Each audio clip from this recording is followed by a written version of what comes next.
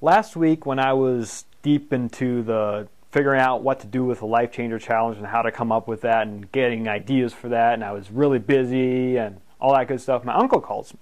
And he's like, hey Justin, I'm coming down to your area. I got a meeting with a guy down there about some land, and I want you to meet this guy, and anyway, I'll be down there a little bit early, so why don't we go out to eat?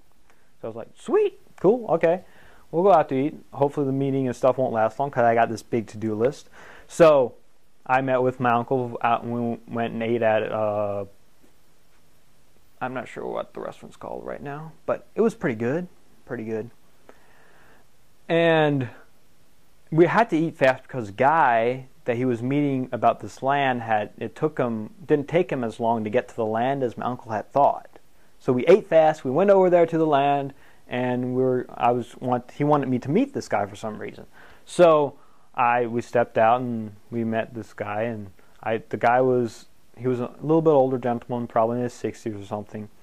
Sorry if you're 60, I don't want you to be offended about being called older, but you know, it's a little bit older than me, so we'll just call it older. Anyway, this guy is Lynn, last name escapes me. Anyway, Lynn something. And he was interested in this property. It was probably a couple 100 acres. And we decided, and my uncle and him and me walked through the whole woods. It has a lot of woods, it's a big farm. And looked at the trees and just checked everything out and just walked over it and walked over it. And as we were walking, I was thinking about all the stuff I had to do at home. But here's the point. Here's the deal. Now this Lynn guy, he was a really, really good Christian. And so as we were walking, we were just talking about Christ and about what God has done for us. And the thing is, we really, really encouraged each other. Now, the moral of the story is, even though I had a lot of stuff to get done, and I didn't get them all done because I walked for like 3 hours through the woods with two guys, it was still a good decision. It was a good choice that I made to go along with that person that day, to go along with my uncle that day, because that guy, we talked and we really, really encouraged each other the whole time. And I went away there very, very encouraged. Didn't get a lot done, but it was worth it because I was encouraged, because I had hung out with somebody that was on fire for Jesus Christ. Sweet! We're watching the Wiz-Ive show. See, one of the most important things you can do in your Christian life, if you want to live intentionally, like last week we talked about living intentionally, didn't watch the video, go back and watch it, as I always say.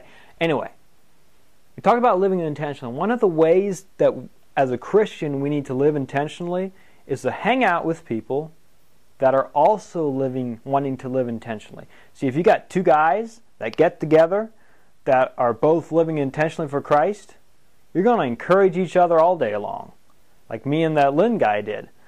And it was a great time, even though I could have gotten a lot of my to-do list done about the Life Changer Challenge and how I'm going to make this course or all that stuff that I had to do. I had a better time, I was more encouraged, and God blessed me more by hanging out with this guy that was older, wiser. Big thing, wiser. Not many people are wiser than me, but I'm just kidding. It was a joke.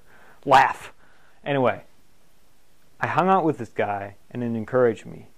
God used that guy to encourage me about what I'm doing, to fire me up a little bit.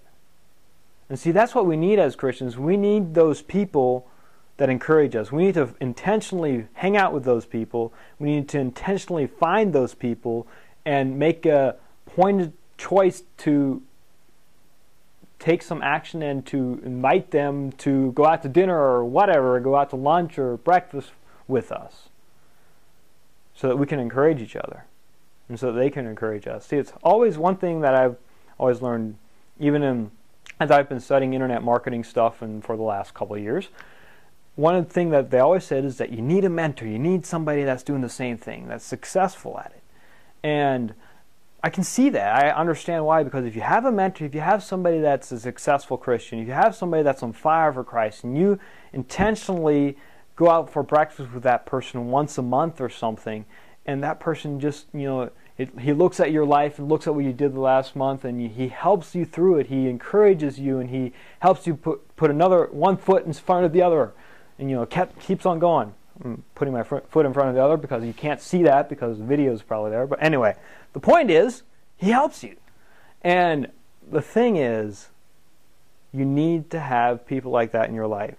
So what I want you to do this week, this video is probably not as long as the others, is go find that person. Go find a person that you can hang out with. See, me and one of our pastors, we usually go out to eat almost once a month, maybe not even quite that much, but we go out to eat every so often, and we encourage each other, and we talk about life, and we talk about things we're going through, and we need that as people. We need that, and that's why Jesus had 12 disciples. He had his disciples for people that he could hang out with, that he could talk to, that he could encourage, that they could encourage him sometimes, and all that stuff. It's because you need people in your life to work with, that have the same opinion, that have the same goal as you do. Our goal is to live intentionally. My goal is to live intentionally, like we talked about last week. And so that you can live intentionally together, you can keep each other accountable, you can encourage each other, and that's very, very important. So go find that person in your life, because it will change your life. It will encourage you big time. Anyway, in the comment section below, write down, let's see, what could we write down in the comment section below? I didn't think this out, as you can probably tell. I just kind of decided, okay, I got to do another video here, episode here. So, let's see here. Talking about finding a person that is intentional living. Just talk about, okay, here's what we'll do. Comment section below, tell a story about somebody that has encouraged you. That sounds pretty interesting. That could be interesting. If you actually commented on it and did what I asked you to, which I don't get a lot of comments lately. Come on, guys. Come on. I'm telling you, you got to comment. But if you do that, it could be very interesting. Like I told my story, it's your turn. Okay, guys, WizIve goal number 51. If you do the math a little bit there, you'll notice that one more week and we got a year's worth of WizIve goals and a year's worth of videos. I think it's kind of cool, really. I'm doing this a year.